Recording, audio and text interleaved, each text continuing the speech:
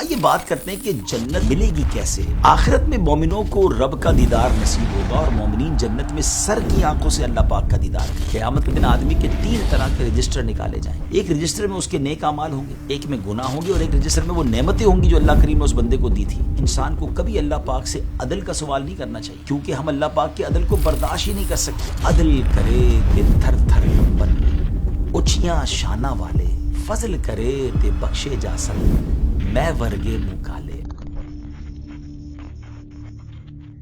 السلام علیکم ورحمۃ اللہ وبرکاتہ۔ ناظرین، ہماری ویب سیریز قیامت کے بعد آفٹر ججمنٹ ڈے میں ایک بار پھر آپ کو مرحبا کہتے ہیں۔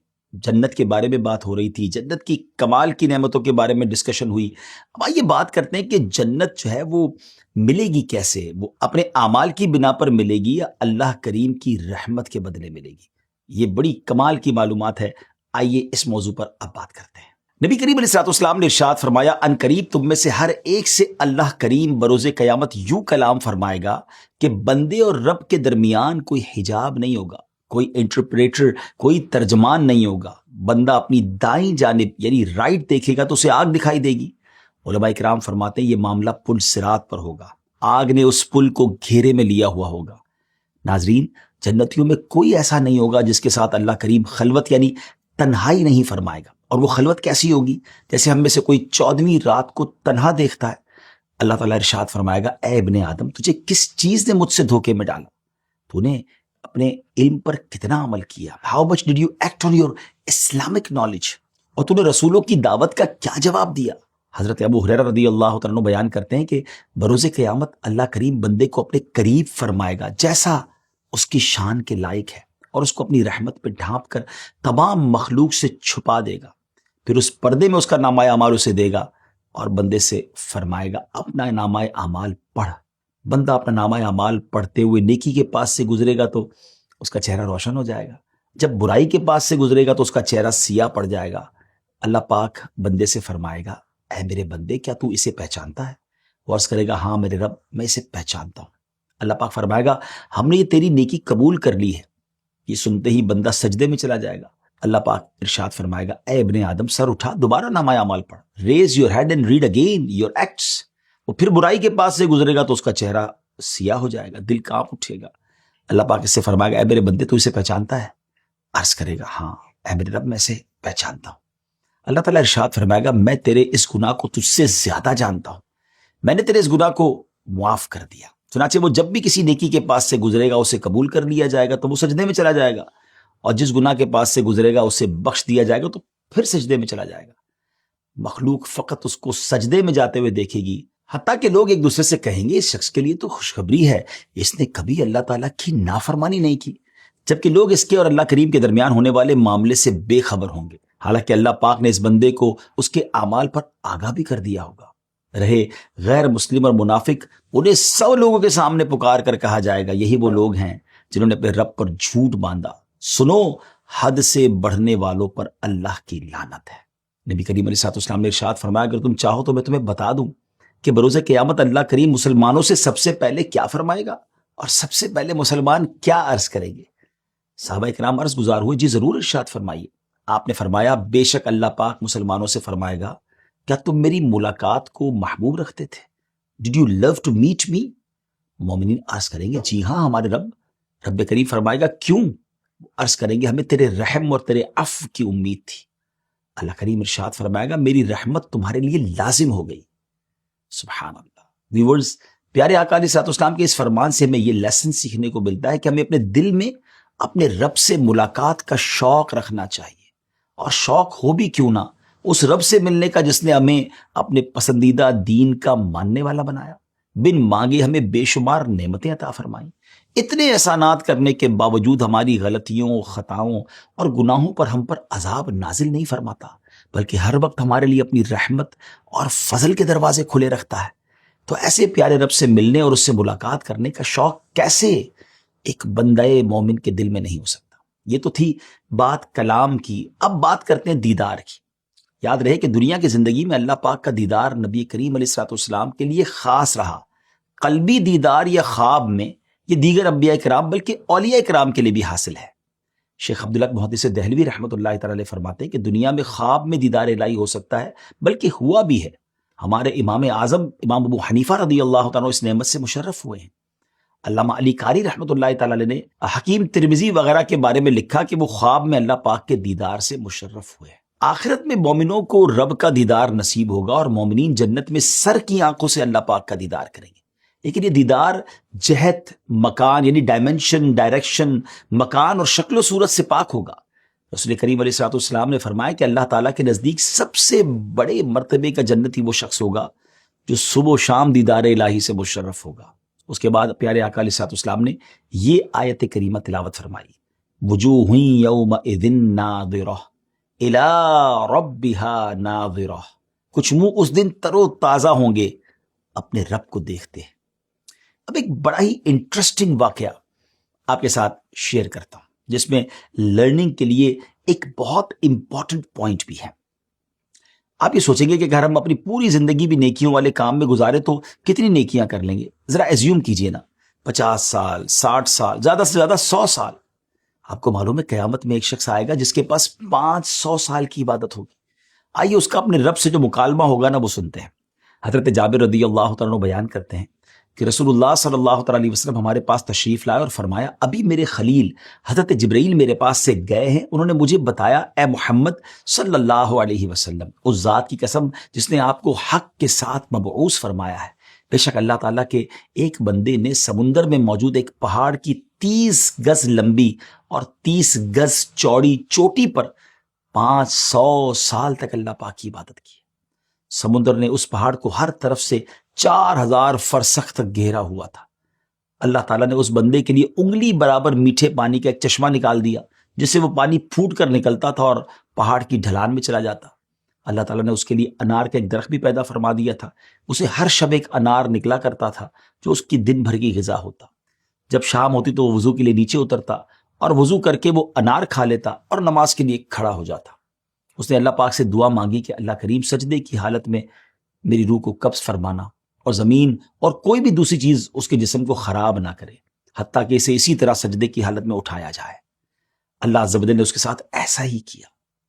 غور کیجئے ناظرین، 500 سال کی عبادت، سجدے کے عالم میں موت۔ حضرت جبریل علیہ الصلوۃ والسلام نے بتایا جب ہم نیچے آتے اور دوبارہ آسمان کی طرف بلند ہوتے ہیں تو ہمارا گزر اس کے پاس سے ہوتا ہے۔ ہم اس شخص کے بارے میں جانتے ہیں کہ قیامت کے دن اسے اٹھایا جائے گا اور اللہ پاک کی بارگاہ میں اسے کھڑا کیا جائے گا۔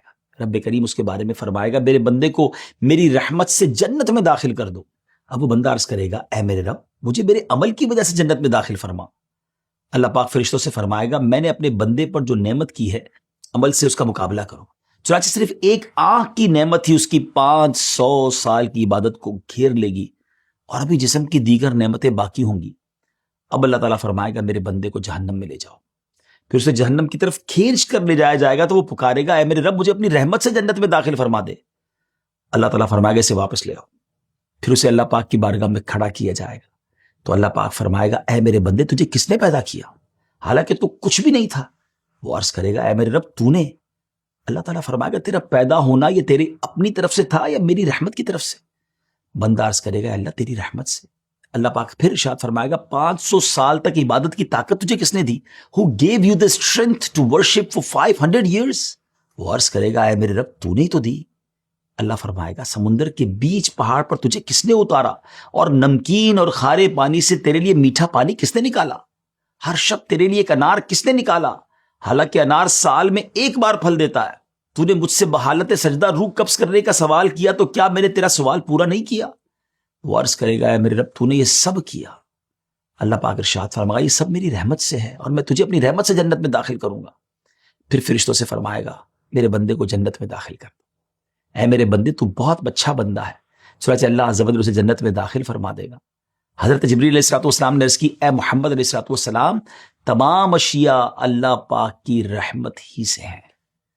ویورز، اس عظیم واقعے سے یہ معلوم ہوتا ہے کہ جنت جس کو بھی ملے گی نا، وہ اللہ پاک کی رحمت اور اس کے فضل سے ملے گی۔ ہمارے اعمال، ہماری نیکیاں ہرگز جنت کی قیمت ادا نہیں کر سکتے۔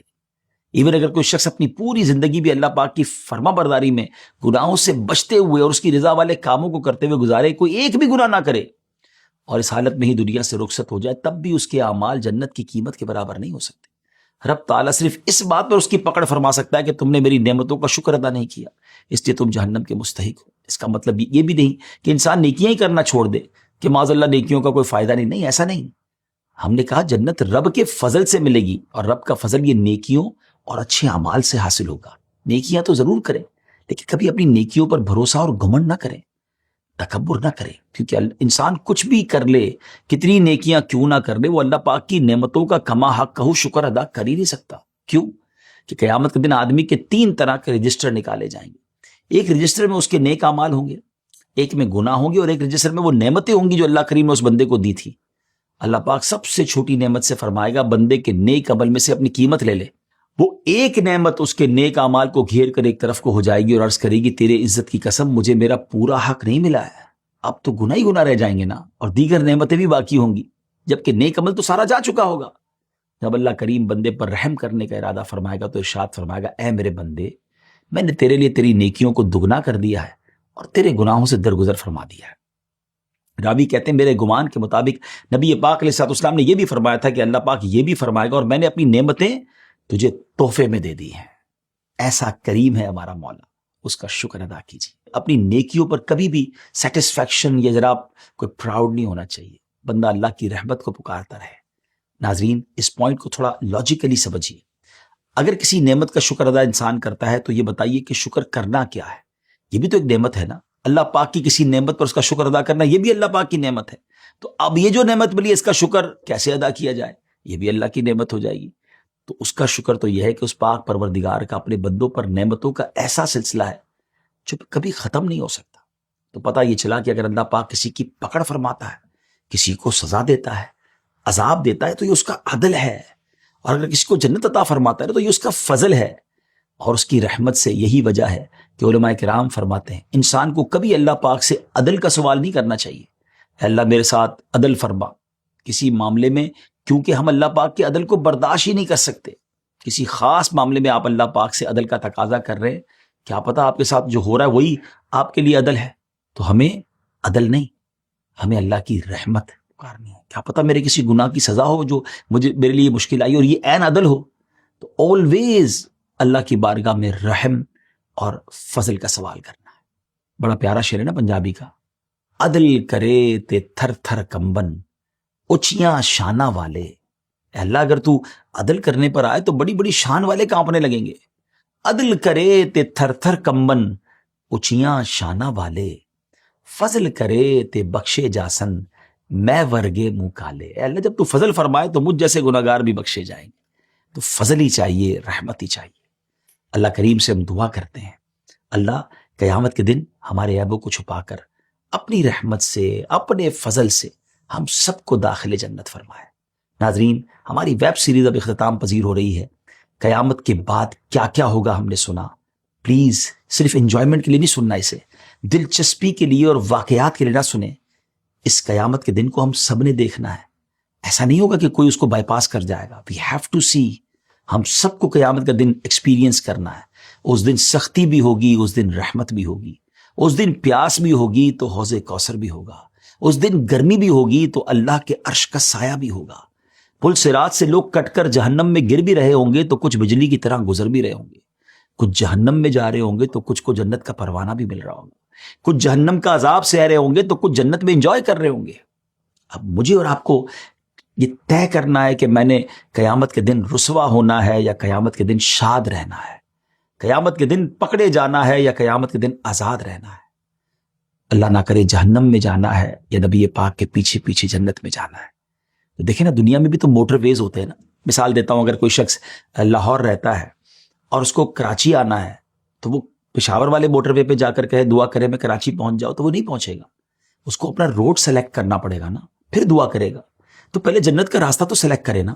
کوئی شخص جنت کے راستے پر چل نہیں رہا اور دعائیں کر رہا ہے یا اللہ جنت میں بھیج دے۔ Please try to understand, step forward تو کیجیے۔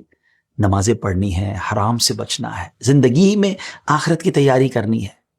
آئیے اپنی زندگی کا گول بنا لیں کہ میں نے قیامت کے دن اللہ کی رحمت سے جنت میں جانا ہے۔ And let's prepare for جنت، let's prepare for the day of judgment۔ اسی نیت کے ساتھ ہم نے یہ پوری ویب سیریز کی کہ شاید کہ دل میں اتر جائے میری بات۔ ہمیں اپنی دعاؤں میں یاد رکھیے گا۔ پھر کسی پروگرام میں آپ سے ملاقات ہوگی۔ صلو علی الحبیب صلی اللہ تعالی علی محمد صلی اللہ علیہ وسلم.